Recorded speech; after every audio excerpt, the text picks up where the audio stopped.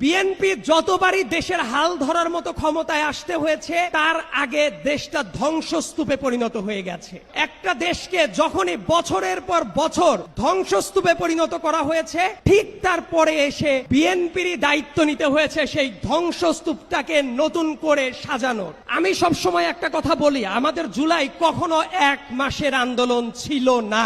এটা দীর্ঘ 17 বছরের প্রত্যেকটা মানুষের তিলে তিলে গড়ে ওঠা প্রত্যেকটা ত্যাগ শিকার, প্রত্যেকটা স্ফুলিঙ্গ একসাথে দাবানলে রূপ নিয়েছিল এই জুলাই মাসে গিয়ে। যে মুহূর্তে আমরা কথা বলি, ইলিয়াস আলী থেকে শুরু করে প্রত্যেকজন ব্যক্তি যারা গুম হয়েছিলেন, মায়ের ডাকের প্রোগ্রামে অনেক বাচ্চাদের এখনো দেখি, যে বাচ্চাদের আজ থেকে 5 থেকে 7 বছর আগে আমাদের জাতীয় জাদুঘরের সামনে যে বাচ্চাগুলো দাঁড়িয়ে থাকতো, তাদের কোনো ছবি অনেক মিডিয়া তখন কাভার করতো না। সেই বাচ্চাগুলো অনেক বড় হয়ে গেছে, তাদের বাবারা এখনো ফেরত আসে নাই।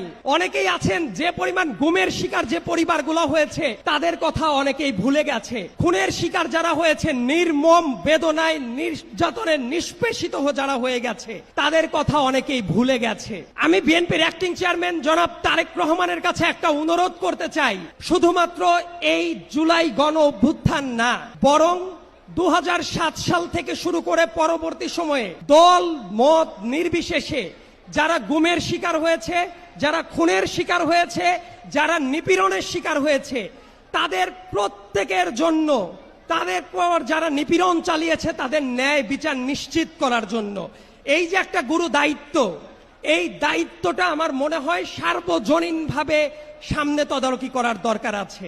এবং আমি আমার ব্যক্তিগত অনুভূতি দিয়ে একটা ব্যাপার উপলব্ধি করি, বিএনপি যতবারই দেশের হাল ধরার মতো ক্ষমতায় আসতে হয়েছে তার আগে দেশটা ধ্বংসস্তূপে পরিণত হয়ে গেছে।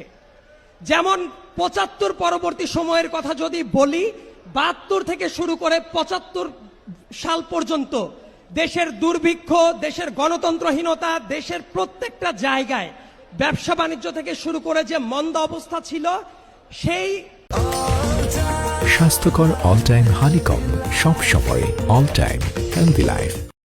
বাজে একটা অবস্থা থেকে উত্তরণের রাস্তা বিএনপিরই করতে হয়েছে শহীদ প্রেসিডেন্ট জিয়াউর রহমানের হাত ধরে।